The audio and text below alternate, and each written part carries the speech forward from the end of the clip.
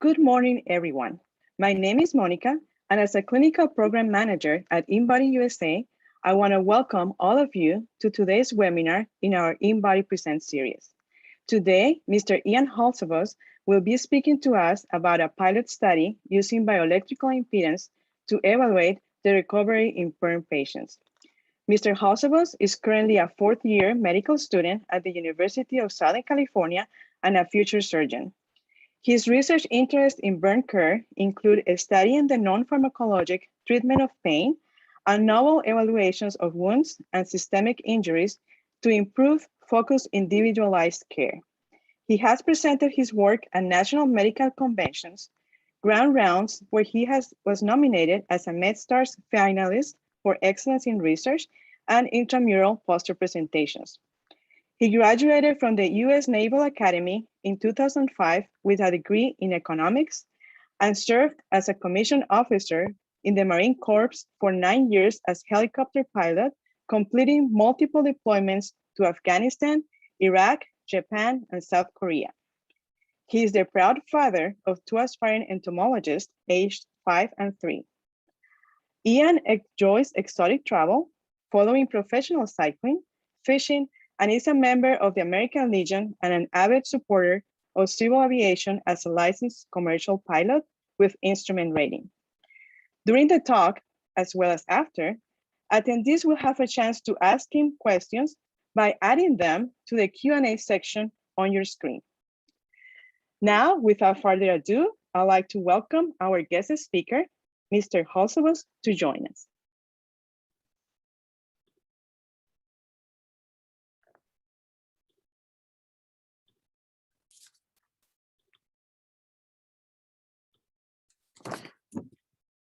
Good morning, and Monica, thank you for the kind introduction.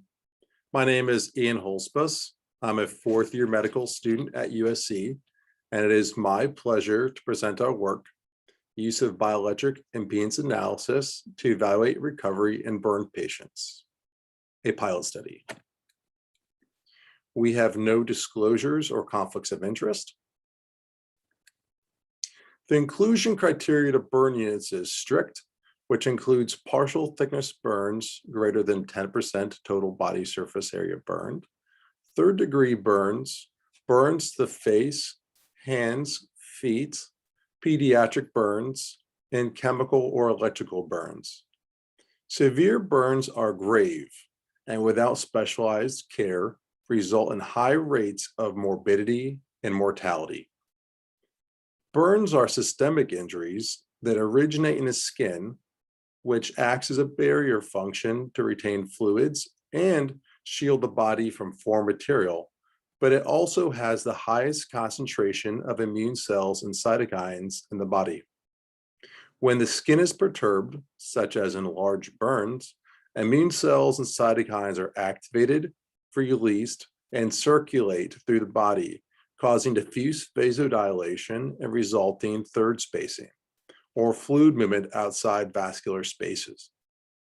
Together with fluid loss from the loss of barrier protection, hypovolemic shock occurs in a cascade effect of cardiopulmonary injury, ischemic damage to the kidneys and liver, and depending on the location and nature burn, compartment syndrome. Burns require complex wound care to include extensive fluid resuscitation, multiple OR trips for skin grafting, and wound dressings to keep wounds moist and clean that works to achieve infection control and improve wound healing. As burn wounds are complex, there's inherent risk of complications to include sepsis, gastrointestinal ileus and ulceration, renal failure, shock, graft loss, wound breakdown, and burn scar contracture. Burn injuries are common, as an average of 30 to 40,000 patients a year are hospitalized for burn-related injuries. Burn injury, again, is a systemic insult that includes inducing a catabolic state, resulting in muscle wasting. Achieving adequate nutrition is essential to mitigating lean muscle loss, improving wound healing, and expediting a return to pre-injury state of health. We currently assess nutritional status through evaluation by licensed nutritionists or by using laboratory values such as albumin, prealbumin, and C-reactive protein. These methods often poorly correlate to a patient's true clinical status. The electrical properties of biological tissues have been described since the 18th century.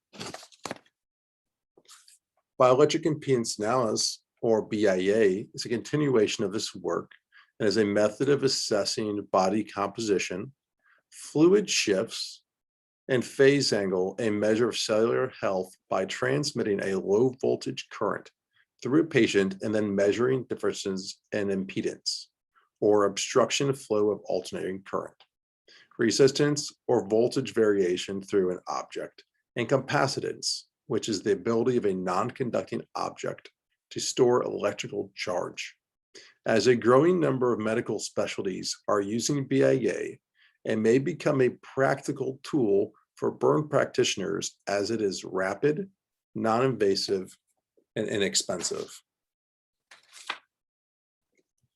Current BIA models use multiple frequencies from 1 kilohertz to 1000 kilohertz. As evidence has shown, improved estimates of extracellular and total body water measurements. As previously mentioned, phase angle is interpreted as a measurement of cellular membrane integrity and mathematically is a tan of reactance versus resistance. As depicted, phase angle is measured for both full body and individual anatomy such as right arm and left arm. The BIA machine is lightweight and can be used at bedside by connecting 8 leads to the patient's 2 finger clips on each hand and 1 bracelet per foot. If patient's anatomy isn't available, finger clips and bracelet are exchanged for electrode pads. The test lasts 90 seconds for the S10 model, after which a report is furnished. We hypothesized that BIA would detect progressive decreases in muscle mass throughout the patient's hospital course, and that low phase angle values would correlate with severity of injury. We conducted a cohort study of 10 patients aged 18 years and older from January 1st, 2020 to March 13th, 2020 at American Burn Association verified burn unit. Exclusion criteria was installed cardiac pacemaker as contracted by manufacturer. Patients received daily BIA measurements as able for first 2 weeks. Results were compared to laboratory values of nutritional status. The primary outcome of the study was detect correlative changes in muscle, fat, and water composition. The secondary objectives were to hypothesize-driven and included testing the ability of BIA to differentiate between low and high-risk patients using phase angle and water composition, and identify inhalation injury using phase angle.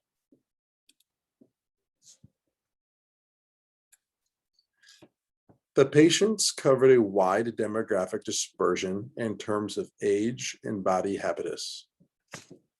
Age ranged from 24 to 74 years. There were 2 females and 6 of 10 had normal BMI. To highlight graphical trends, each patient was provided a simple alphabetic ID. Flame was the predominant method of injury. Injury location varied, but 7 sustained at least some injury to thorax. 3 were diagnosed with inhalation injury. Median TBSA, or total body surface area burned, was 18% and ranged from 1 to 60%. And 2 patients were high risk as considered using an Apache 2 score greater than 15%. Apache 2 is a ICU measurement of clinical status. Fat mass increased over hospital stay. And right leg was the lone region with strong correlation with a Pearson's coefficient square, or R squared, of 0.5.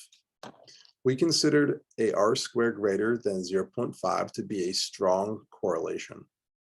The graph demonstrates change in composition of anatomy by hospital day, percent change using hospital admission day as baseline on y-axis, and hospital day on x-axis. Letters again represent the individual patients as found in the previous slides. Change in muscle mass correlated with two anatomic regions. Lean mass decreased over hospital stay, and both left and right leg had a correlation with R squared of 0.58 and 0.52 respectively. Lean mass included an additional measurement, leg mass, that was strongly correlated with an R square of 0.56. Change in water composition was highly correlative as ratio of ECW, or extracellular water, to TBW, total body water, decreased throughout hospital stay, returning to more normal physiologic water ratios, possibly due to reduction in third spacing. 5 of 6 measurements strongly correlated and included R squared values for total body of 0.73, trunk 0.66, left arm 0.71, right arm 0.51, and right leg 0.74. Phase angle strongly correlated in full body measurements as phase angle increased day on day. Low risk full body R squared was 0.62, while high risk R squared was 0.71. None of the anatomic measurements were strongly correlated with hospital days. Using the same methodology, we evaluated the correlation of the common laboratory measurements of nutrition to hospital day and found a comparatively weaker correlation compared to BIA measurements. Albumin had the strongest correlation with R squared of 0.11 and was the only measure to be statistically significant. Of secondary objectives, we tested 3 hypotheses by on-matching raw data from patient profiles and then comparing at large. With statistical significance, phase angle differentiated high-risk patients with p values less than 0.0001 and inhalation injury of p equals 0.0004. And water composition also identified risk severity with a p-value of less than 0.001.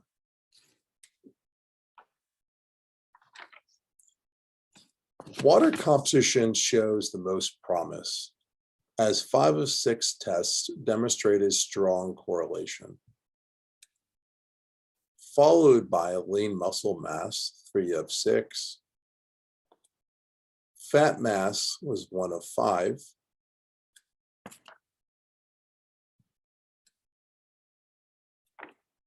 Phase angle was 2 of 7. And laboratory were 0 of 3. BIA is designed to calculate water composition, so these results are unsurprising to find lean mass as more correlative than fat. It was interesting to find that BIA could identify inhalation injury and injury severity from phase angle and water composition data points. The greatest weakness of this pilot study is a small sample size, as additional sampling may negate or contradict the findings. Additionally, the study included a wide spectrum of anatomic injuries that may have skewed the final results. In conclusion, BIA was able to detect changes in body composition, identify inhalation injury, and differentiate injury severity. Additional attention is warranted, as our limited scope study shows a promising role for BIA in burn care. Any future study should be large enough to validate our results, establish reference ranges, and reaffirm our identification of inhalation injury and injury severity.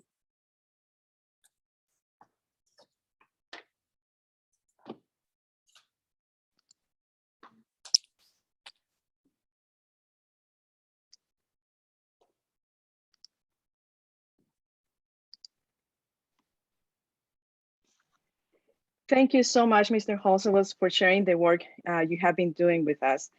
At this time, we would like to take some questions from our audience. And as a reminder to all attendees, you can send in your questions to our speaker using the Q&A chat box at the bottom of your screen. So let's start here with some questions. I know this is very novel work, very novel application for the InBody actually with burn patients. So Ian, can you please share with us some of the challenges you have while you were testing this population and how you overcame those challenges? Yes, absolutely. Burn patients are a very unique population, as I described the very systemic nature of their injuries. Consequently, they require a lot of care. There is both operative as well as with wound dressings. As the investigator in this study, it was very challenging to actually measure the patients. This required precise coordination with our nursing staff, which has absolutely been fantastic and supportive of these endeavors as we continue to improve the care to our patients. Also, evaluating nutritional status of burn patients is very difficult. Our dietitians are fantastic, and they share the same sentiment across other facilities that I've met and spoke with. And there are common laboratory values, such as like albumin, prealbumin, C-reactive protein, are consequently also acute phase reactants, which means they're activated during injury. So using these measures can be very problematic. In that light, new tools are needed to evaluate how our patients are actually doing. So it's been absolutely exciting to use this technology in that endeavor.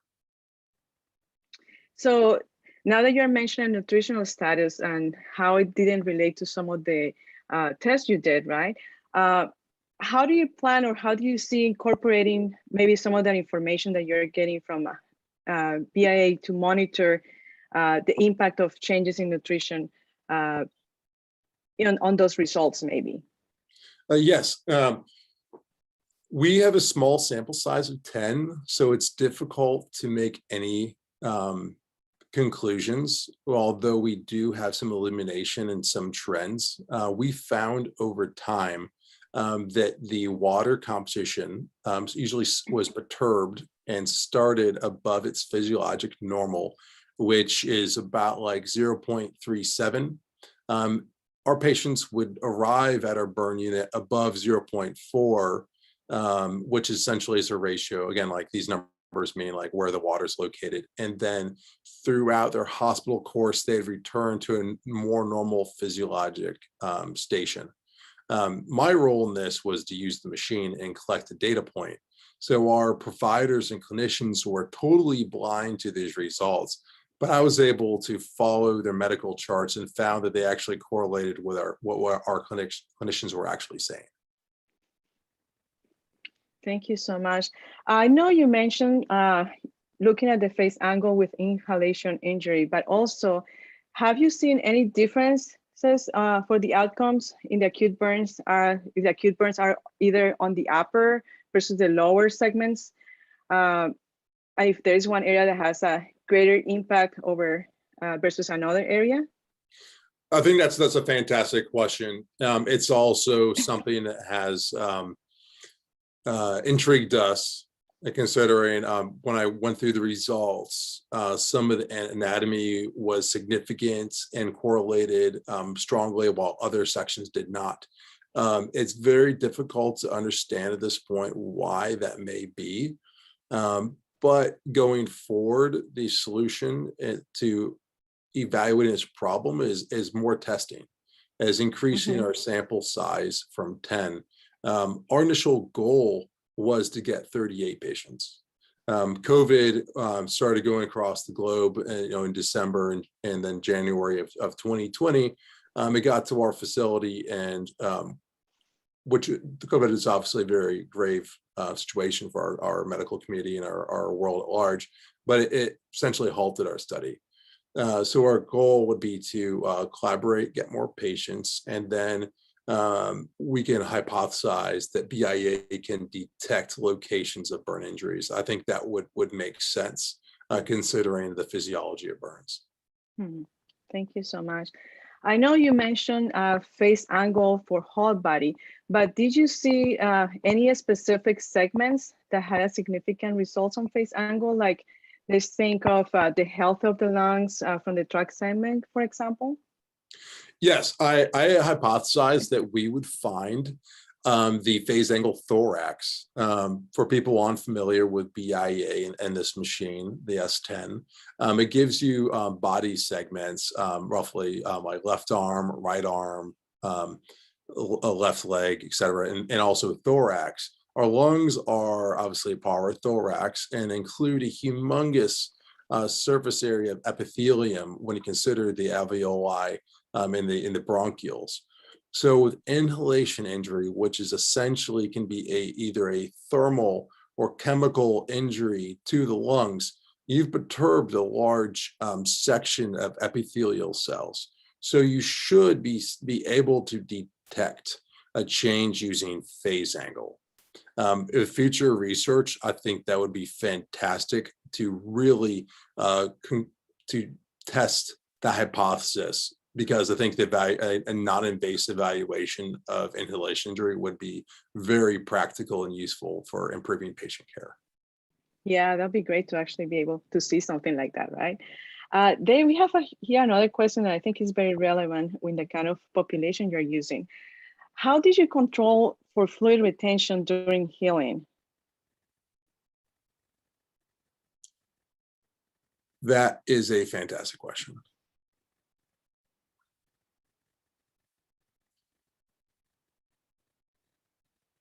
I don't know if that may relate to kind of testing conditions you have to use, like times or things like that, right? Yeah, absolutely. So I can discuss two things on that matter. It's very difficult to control for fluid management in burn patients. If you're unfamiliar, we use different formulas for resuscitation, as I mentioned, that can end up being like liters of fluid a day for the first couple of days, as well as third spacing, which is the accumulation, again, of water outside the vascular space. So these can be large water deposits. And again, these would perturb any electrical testing going on. Another thing that's been noted in normal physiology is that our fluid actually shifts throughout the day. A lot of the nutritionists and the physical therapists know these concepts pretty well. And so I use the known data available to us and the things I can control were when I tested. So I tended to test usually the first thing in the morning between like 8 o'clock and 10 a.m. But is also when our nurses changed the dressings. So I had essentially patient care is paramount. And then I was able to work with them to test in between their dressing changes. This provided some sort of control to the normal physiologic fluid shifts. But again, like the pathophysiology of the burn is difficult to control for. Yeah, definitely. It's a lot of issues with this very critical patient population. Also, they're here asking us, or asking you, I'm sorry, are there other medical applications that you see in the use of BIA to assess improvement in other diseases or accidents? Can you imagine BIA as an objective measure of inflammation for acute infection or acute injury? I think though I'll answer the first question first. Yes, I think that BIA perhaps has a role in the measurement of inflammation and acute infection. I think that would be a fantastic project. As far as like other fields, we are constructing our manuscript right now, and it has been used widely as far as like oncology, for gastroenterology, some cardiovascular studies.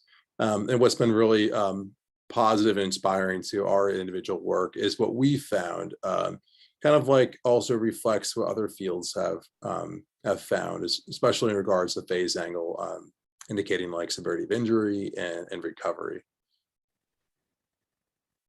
Thank you so much, Mr. Hulsebos. So this is another question from one of our researchers that has presented here before in our webinars, Dr. Ross Sherman. So he's asking, or he's actually telling you, Ian, this is really an interesting pilot study, congrats. And he continues with saying, I don't know if you got to join our earlier webinar, exploring soft tissue injury and multi-frequency segmental BIA using the InBody 770. I am curious if you have had the chance to examine the impedance and reactance raw data as other BIA markers of injury status injury status, and severity. Also, it might allow involved, non-involved comparisons. And thank you. I think that is a fantastic point. And that when I was evaluating basically crunching the numbers for the BIA machine, from a research standpoint, it's both inspiring and daunting at the same time. Every measurement, there's 30 plus data points. And from my standpoint, it was very challenging to basically begin the process evaluating what these numbers meant.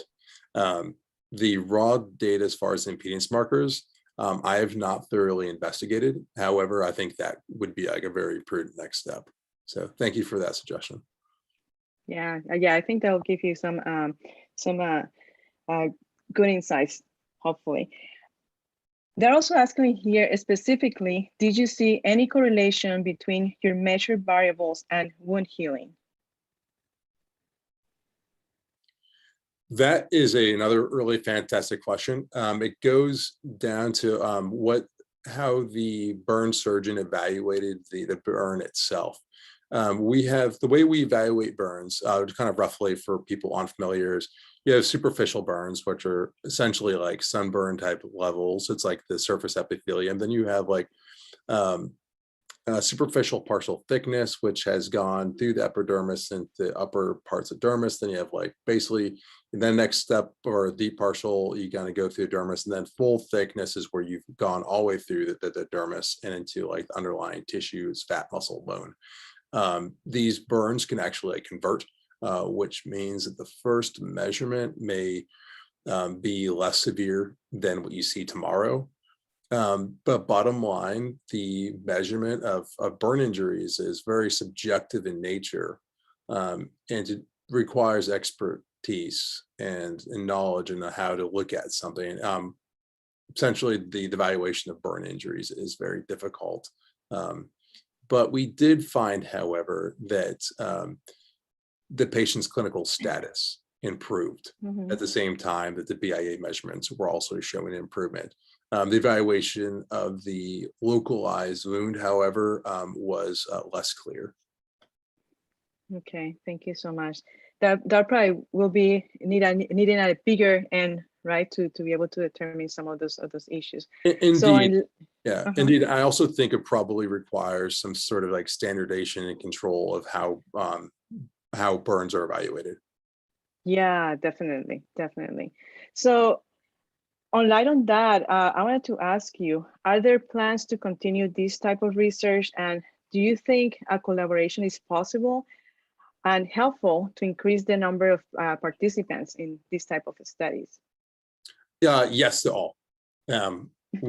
We enthusiastically are pursuing like further studies. Delta variant has unfortunately impacted our research. We are like we were in the process of developing like further studies for this. And we definitely would appreciate any collaboration, especially with outside facilities, provide improve like external validity as well as increasing our end sample size. And also, most importantly, it's great to work with new people and to make new colleagues. Thank you so much, Mr. Hulsebos. We still have questions, and as we expected, actually, we are getting a lot of interesting questions from people. But you know, we need to conclude. But before we do that, I wanted to ask you: do you have any closing remarks you'd like to share with us?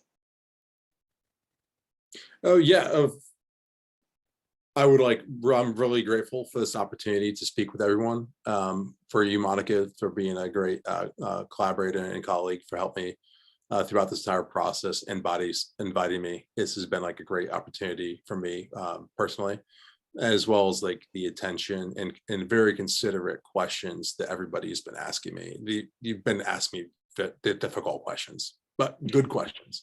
Going forward, I think the BIA has a place in medicine, and I also think it has a place in burn care. And I'm looking forward to the next chapters. Thank you so much. Mr. Hulsebos, thank you so much for taking the time to talk to us. We really appreciate it. We're very grateful to you for sharing your work with us. If you need to reach out to Mr. Hulsebos, please use the email you see on the screen, hulsebos@usc.edu. To all our attendees, we hope this was both informative and inspiring, and that you will consider joining us in future webinars. If you need to reach out to us, please contact us at clinical@inbody.com.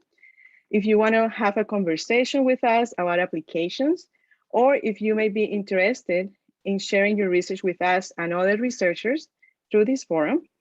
Also, please contact us if you need a certificate of attendance to apply for CPU credits or CPE credits if it applies to you.